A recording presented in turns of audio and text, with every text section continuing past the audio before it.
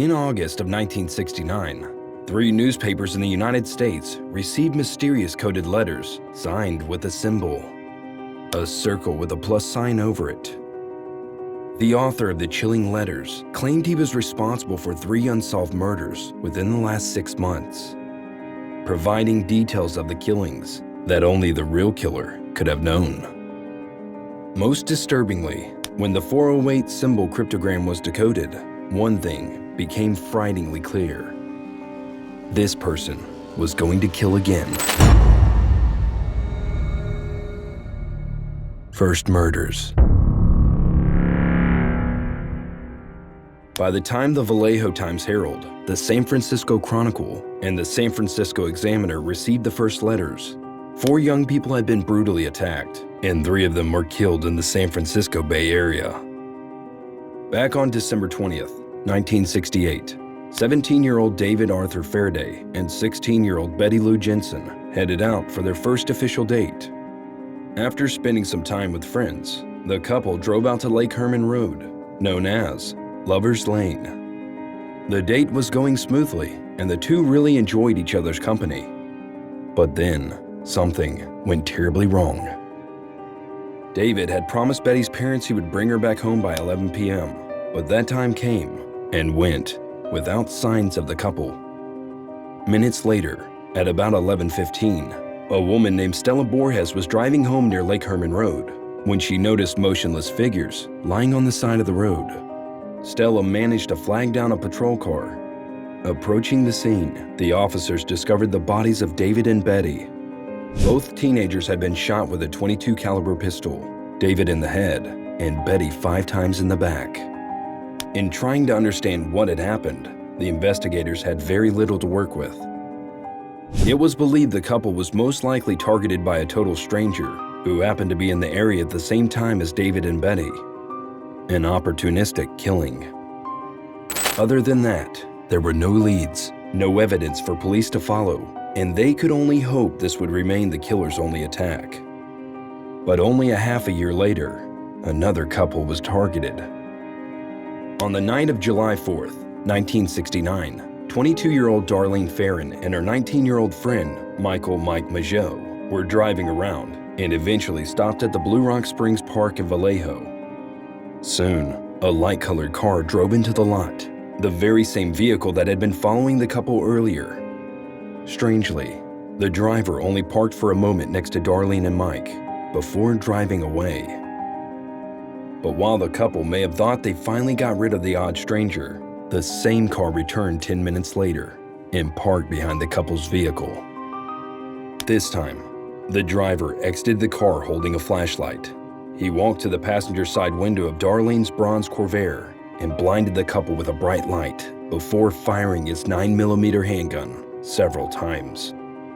A bullet ripped through Mike's jaw and tongue, while others hit him in the arm, leg, and neck, while bullets penetrated Darlene's lungs and heart.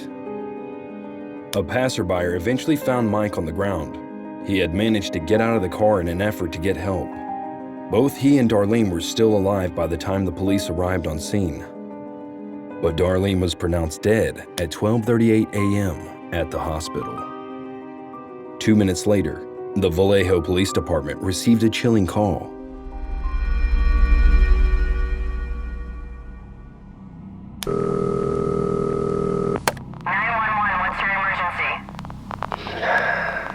I want to report a double murder.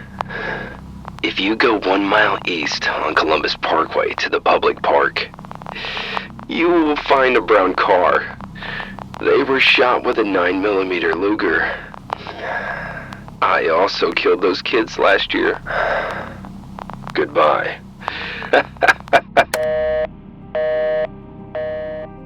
This was the first contact the killer made with the police, but it would definitely not be the last.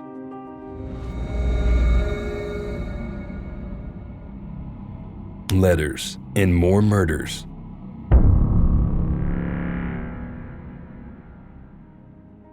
Almost a month after the Blue Rock Springs Park attack, the killer sent letters to California newspapers, proudly claiming responsibility for the shootings.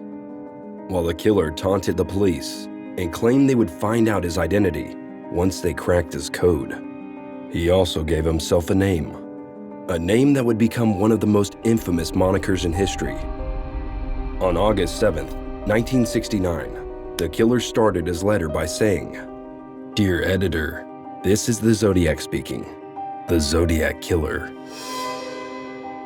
One would think that eventually, such a vocal killer would make a mistake and reveal something that would help the police to catch him. But despite all the communication from the Zodiac, the police were no closer to stopping him. Less than 2 months after the first letters, the Zodiac struck again. On September 27, 1969, 22-year-old Cecilia Ann Shepard and 20-year-old Brian Hartnell were attacked while having a picnic at Lake Berryessa. The couple was approached by a man wearing a black executioner's type hood with a white 3x3-inch cross-circle symbol, holding a gun. The masked man tied the couple up before stabbing both Cecilia and Brian repeatedly with a 12-inch knife. Afterward, the killer walked back to Brian's car and drew the cross-circle symbol on the door, in addition to a message which read, "Vallejo, December 20th, 1968, July 4th, 1969, September 27th, 1969, 6:30, by knife." While the killer then fled the scene. Seriously wounded, Brian and Cecilia fought for their lives. The two managed to alert a fisherman and his son, who summoned help by contacting park rangers. Despite her horrific injuries, Cecilia was remarkably able to provide a description of the attacker to Napa County Sheriff's deputies. But at the hospital, she lapsed into a coma and died 2 days later. Brian eventually recovered from his injuries. Once again, the Zodiac contacted the police himself, reporting a double murder, unaware of the fact that one of his victims survived.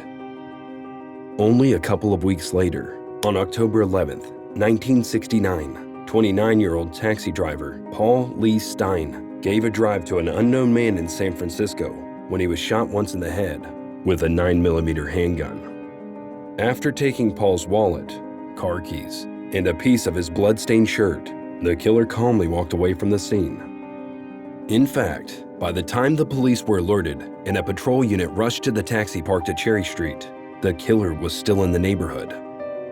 He was spotted by officers Don Falk and Eric Zelms at about 10 p.m., who asked him if he had seen anything suspicious. This man told the officers that he had indeed seen a man running east on Washington with a gun. While the patrol car sped off in that direction, the Zodiac Killer continued on his way. Just because the initial report received by the police said they were looking for a black man, not white.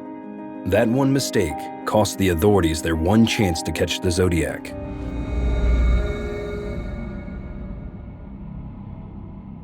Theories.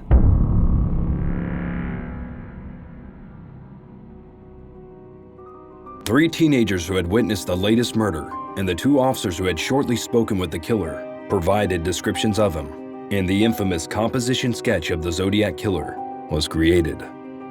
Meanwhile, the Zodiac once again sent letters to the newspapers and lawyer Melvin Belli, including pieces of his victim's bloodied shirt to prove who he was.